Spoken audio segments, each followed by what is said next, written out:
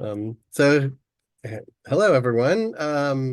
Here we are in April, and I think most everybody on here knows what's hopefully going to be happening soon. Growing from wood. This looks a little browner than you usually see it. This should be more of a pinkish coloration, and you can see that here on the gills. Um, uh, there's another common mushroom that's terrestrial found in the spring. Uh, and that one can upset your stomach. This one actually isn't edible, although I hear it's not that great. I think I might have eaten it one time and it was okay. But as I was saying, there's Pluteus pedicellus is usually found in wood chips, but it usually has a lighter colored cap. And so sometimes it might be a little hard to distinguish between the two. But anyway, moving on. What do you know? John McKinley Ward found this at Watkins Park in some mulch and looking a little similar. So turns it over. You've got this pinkish hue. It's growing in mulch. Free gills. You'll see he also found this little guy growing in a different area, but I it's also a Pluteus. It is looking more like the gills are more white, probably because it wasn't able to sporulate before it started drying out or so, because it does look like it's kind of starting to dry out. And sometimes they aren't able to get their spores out in time before the weather changes. But anyway, this is another Pluteus cervinus, the fawn mushroom.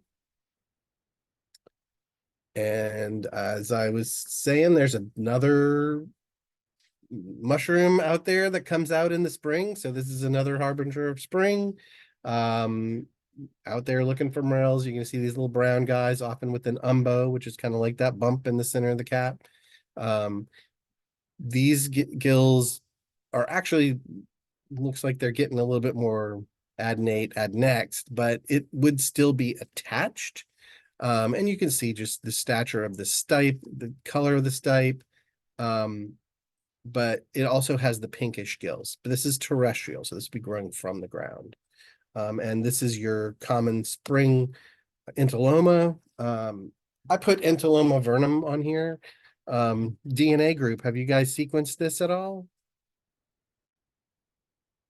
I think this would be a good candidate just to throw it in there and see if we actually get Entoloma vernum back. A lot of the Entolomas can look very similar, and so I'm curious to see if what we're calling vernum actually is. All right, Marilyn Mendel submitted this guy. A little bit of color in the woods. This one's a little faded. Always a fun find. Um, you can see when they're fresher, they tend to be nice and bright red. This was in Pycnoporus for a little while. I think it's bounced back and forth, and now it's back into Trametes, which you may recognize the name as like that's what the turkey tail genus is. So this is Trametes cinnabarina. Not really worth much. Some people make jewelry with it and things of that nature. They call it the cinnabar polypore just because it's so bright red. Really nice to find these when they're just coming out and fresh, and the whole thing is really bright. Pretty little mushroom. All right, Marilyn found this one as well. Actually, we found these when Britt was here, and I blanked on the name. So this is another Trametes, actually. And so when you turn it over, so you guys have probably seen the big Trametes gibbosa. It's more white on top. Sometimes it'll have a little algae on it or some moss growing.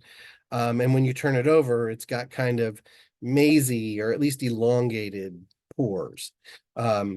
This guy, when you turn it over, it's got very tiny, pretty small pores, but when you look close, they're definitely they're deeper than your typical Trametes, and very distinct. And it's pretty common, at least lately. I've been seeing it, and I tried to learn the name. Hopefully, I'll remember it next time. Trametes lactinea, and apparently they call it the latte bracket, which sometimes it's more brown than gray. Oftentimes, when you find it, it's more of a gray coloration. I did when I was doing a search, I noticed that somebody had named it Leo Trametes. So I actually went on to Index Fungorum to see if what the most common name was, and apparently it's Cubomyces lactinius. So we might have to be remembering a new genus for that one. Maryland also submitted this guy. I'm sure you guys know what this one is. This is your common winter oysters, Pleurotus ostriatus.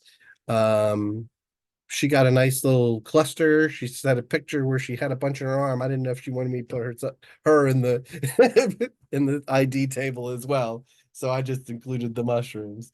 But she got a nice little harvest from that. They look really nice and fresh. And April sent this. You might remember this from a year or so ago. She sent these over. Uh, Ichmodophylla erisatorium, which the easy name is fairy puke. I believe she's found that in the same area that she did last time. Um, at least similar area. And last but not least, what do you know? This came to me. Marilyn sent this to me today. So the morels are coming up. It's pretty small, and so they're going to be few and far between right now. Um, so giving them a little more time. If it warms up a bit, they're going to grow relatively quickly. Morels are fairly slow growers, and so something like this, if you were to leave it till the weekend or even another week, it would continue to grow in all that time. Of course, unless it gets kicked over or some bugs decide to chow down on it. If it gets warm, it can grow a little quicker, but I believe that I've seen a picture of somebody who found a very young mushroom and took pictures every few days for like 3 weeks. And it took that long for it to eventually just be a decayed mushroom. So they last a little while once they come up. When they're like this, they're really hard to see, and that's easy to get frustrated. But this weekend, there's going to be some things up. So if you guys want to get out, like I said, I don't know if I'm going to be able to get something going this weekend because I'm going to be out of town for the eclipse. But anyway, that's it for me, and then I'll be talking to you guys sometime soon.